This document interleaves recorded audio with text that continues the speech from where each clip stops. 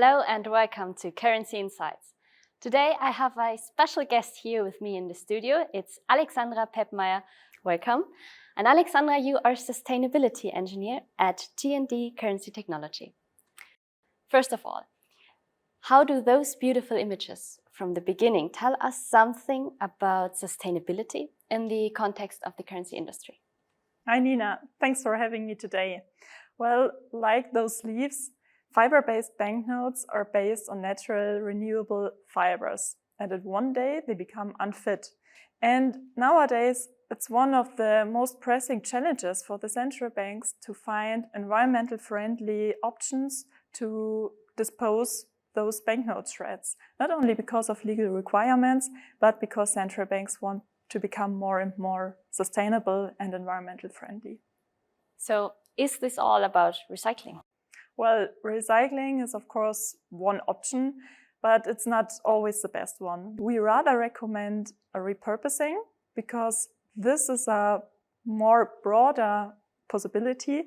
It gives more flexibility to the central banks with a lot of different solutions because there is not a one-size-fits-all solution to dispose or to handle banknote shreds. Repurposing. That sounds truly interesting. Can you give us some examples of repurposing solutions? The three main options are banknote fiber extraction, composting, and thermal recovery. But let me start with banknote fiber extraction. We recently found a way to generate valuable raw material from fiber-based banknotes by extracting their fibers. And this technology is called banknote fiber extraction, a world first, and we at G&D are very proud to introduce it to our customers. And today I brought you an example of how those fibers look like. Okay, this is truly fascinating. It really is. And with this technology, banknotes are destroyed, but the valuable fibers are retained. And they can be used in paper making or also in fiber injection molding, through which products such as boxes or edge protections or also insulation panels for the construction industry can be produced. This innovative and secure technology is really a game changer for the cash industry. And you will get some more details about the whole process from Ferdinand Storek in one of the next interviews. That sounds very interesting, really providing us some kind of glimpse into the future of banknote destruction. So you mentioned three options. What are then the other two? The second one is composting. And it's similar to the leaves that we saw in the beginning that fall down off the trees in autumn. When looking into composting of banknotes, obviously it only can be applied to fiber-based banknotes. And it's not a new technology or something.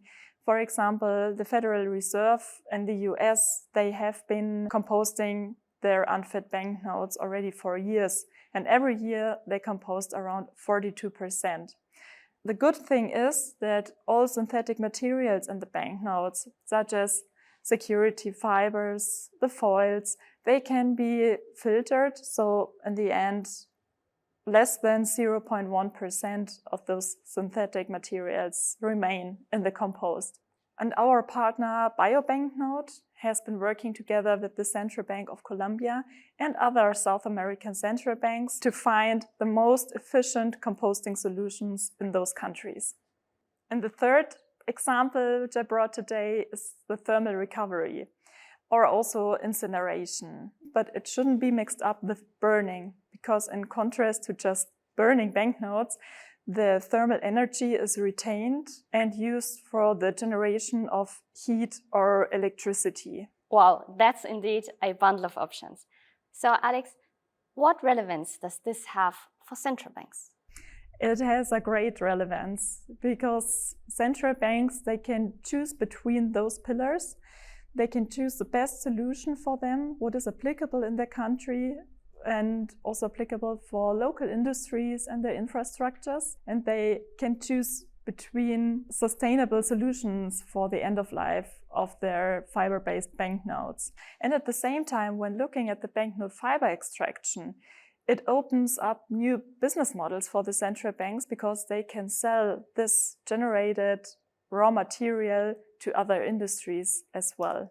And we are further developing because GND's vision is to have a circular cash economy and that nothing goes to waste at the end, just like in a forest. That's a great conclusion, truly going full circle right back from where we just started. Thank you, Alex, for this valuable insight on repurposing. I hope it was as insightful for you as it was for me, and please check out our next episode.